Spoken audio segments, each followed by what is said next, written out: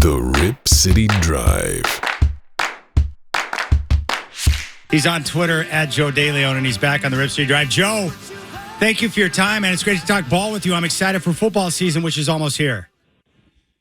Yeah, I'm excited too. I'm losing track of how many days we have left. I think we're slowly getting to that 30 number, but I can't wait. I need some football now. I know, me too, man. I'm jonesing for it so bad. I guess first off, how incredible is LSU coach Brian Kelly? Quote, I think my accent is pretty good and has gotten better during the recruiting process. I love it. I got a kick out of that. I got a kick out of that comment when I was listening into SEC Media Days yesterday, and he understands, that he was the butt of a joke, and it couldn't have been a worse way to start your time at a new school because not only were people questioning the decision, but people were saying he was a clown. People were trying to make it seem like he wasn't meant to be there, and on top of that, he wasn't a fit for the culture. But I love that he's calling back all the receipts, and it's very fitting that he's doing that. No, it's terrific. In fact, I've got the audio here, which I'm sure you've heard, but this is that audio at Notre Dame where he says the word family, and then shortly after he arrives and he gets introduced as head coach at LSU, he says family, but you can hear a stark difference between Notre Dame Brian Kelly and LSU Brian Kelly. Take a listen. It was incredible 12 years of my life for me and my family being here at Notre Dame. It's a great night to be a Tiger. I'm here with my family, and we are so excited to be in the great state of Louisiana. But more. You know what's great about that, Joe, is that he clearly was using a fake accent, and I love it because, like a true politician, whatever your audience is, you do whatever it takes to sound and make them believe you're one of them. It's a genius. Yeah, in a way, but the problem is he's such a polar opposite of that. It's not like he's coming from Florida and he's in Louisiana and he's making a slight adjustment. He's as far Midwest as he possibly could be. But it actually was interesting listening to him talk yesterday in the sense that he does sound a little bit different. But yeah. I do think that Brian Kelly has got to a point where he's in a spot. Being a former Notre Dame fan, it sucks seeing him at another program succeeding. But he's in a spot right now where LSU could be cooking this year. All right. Elsewhere, Greg Sankey talked about growing the SEC to 16 teams. If that happens, who do you think are the most likely next two teams in? Yeah, I think the ones that make the most sense, if we're reading the tea leaves here, it's got to be Florida State and Clemson. We heard a little bit about how they were unhappy with their current situation, which was totally justified very early on in this offseason, where they made a point to bring up how they should be getting a larger portion of the revenue that comes from any of the TV deals or anything else. They should be getting more money because they have been the two most successful programs.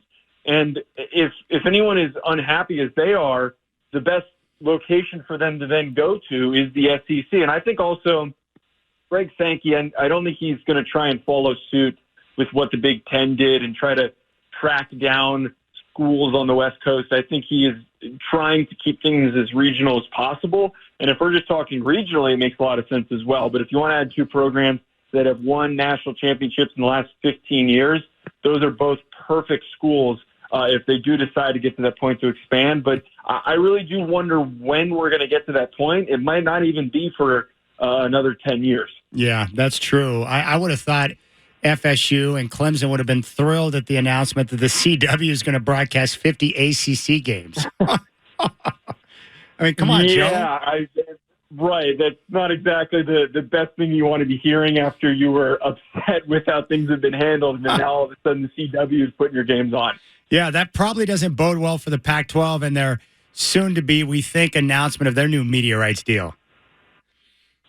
Yeah, that was surprising news that came out at the beginning of this week, where it's non-news. We've got no update. There's nothing coming for the Pac-12, and it's even more strange if we look at the outlook for what is going to happen this year in the Pac-12. I know that USC and UCLA are going to be gone, but this is the most competitive conference, in my eyes, in the whole country. Washington, absolutely. Oregon, USC. There are so many elite teams. I mean, I'd even throw in Oregon State into that conversation.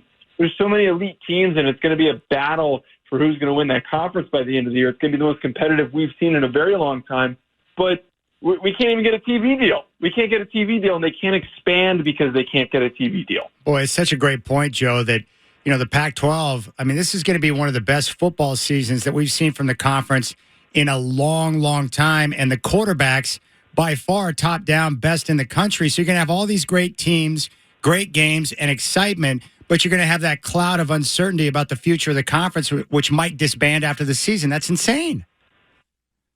Yeah, and that's where things are so strange for me, is that, like, is this foreboding? Is this a sign that even though it's the best it's ever been and one of the most competitive divisions in college football, is their fact that they can't find a TV rights deal that makes sense and is going to work for them and is going to entice these teams to stay, is that a signal to us that a lot of these big top programs like Utah, like Washington, like Oregon, and eventually if Colorado gets there, are those teams going to be out the door before they can even get it situated? It could really turn out just horribly for the Pac-12 if they don't get some sort of positive news here.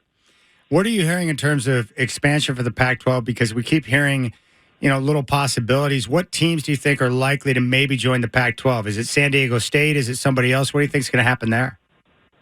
I think the one that makes the most sense is San Diego State, and that's like a whole nother cluster of a mess that was happening with them. They told the Mountain West that they were intending to leave, and then now we're hearing that the Pac-12 can't take them yet, and they basically have to come crawling back to the Mountain West. But to replace the presence in Southern California, I think you do have to go after San Diego State. There's no other notable football programs in Southern California. And it's terrible that they're losing USC and UCLA, and you're never going to replace two programs of those calibers. But San Diego State does have a long history of competitive football teams, of sending guys to the NFL that have had long, storied careers like LaDainian Tomlinson. You've got guys like Donnell Pumphrey who own various records throughout the history of college football. So San Diego State, I think, is the most likely. And then I feel like you keep hearing about the possibility of Boise State, but that doesn't seem they fit the other criteria for competitiveness for their other sports that it would make sense for the Pac-12. We're talking with Joe DeLeone from the BLEAV Podcast Network and Stadium. I wanted to ask you this. With transition at quarterback at Ohio State, Georgia, and Alabama, is the pathway to the playoff maybe a little more open this year than what we've seen in recent years? I believe so. I think that with incumbent quarterbacks out the door, with C.J. Stroud and Bryce Young gone, I think that the path is even more open than we've seen. I think that we're not 100% certain what Georgia is going to be, but I think that with their favorable schedule and with their roster being as deep as it's ever been, they're going to be completely fine. But outside of Michigan, who returns the deepest roster in the country and the most experience, there are so many different directions on what's going to happen in the college football playoff in 2023. And I think that we could have so many different iterations where the ACC, it ends up being an ACC dominant year with Clemson and FSU knocking on the door. It could be a Pac-12 dominant year with Oregon, Washington, and USC maybe being two teams that are in there in the mix. But this does feel like the most open it's ever been. I feel we're not going to be knocked over the head with SEC teams again. And it'll be an interesting way to transition before we get to the expanded playoff. That's a good point. In terms of the SEC, who do you think the biggest challengers to Bama and Georgia are? Is it LSU? Is it Tennessee? Is it somebody else? How do you see that shaking out?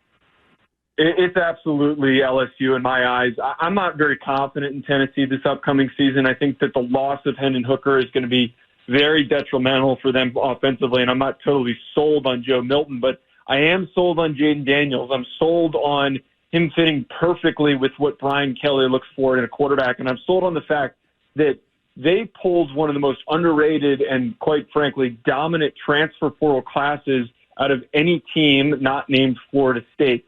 They are loaded up to make a legitimate run to go to the SEC championship game again. I don't know if they're there just yet to upset Georgia. If things are not going according to plan and Carson Beck is struggling, maybe you could do some damage. But for me, just if for that next team to be second behind Georgia, I really, really do believe that it's going to be LSU.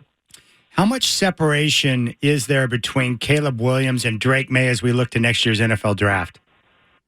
Between the two of them, I don't think there's really any separation. I think that they're both very close to one another in terms of being draftable as the first overall pick in the 2024 NFL draft. And I think the decision-making is going to come down to what certain teams value. Do teams value that improvisational style that Caleb Williams brings to the field, or do they value the traditional pocket passing quarterback that is Drake May? And I know that they're both great athletes, but Caleb Williams is certainly the more dynamic runner of the two. But I really don't see there being much of a gap. I think both of them are going to be considered very highly for the first overall pick.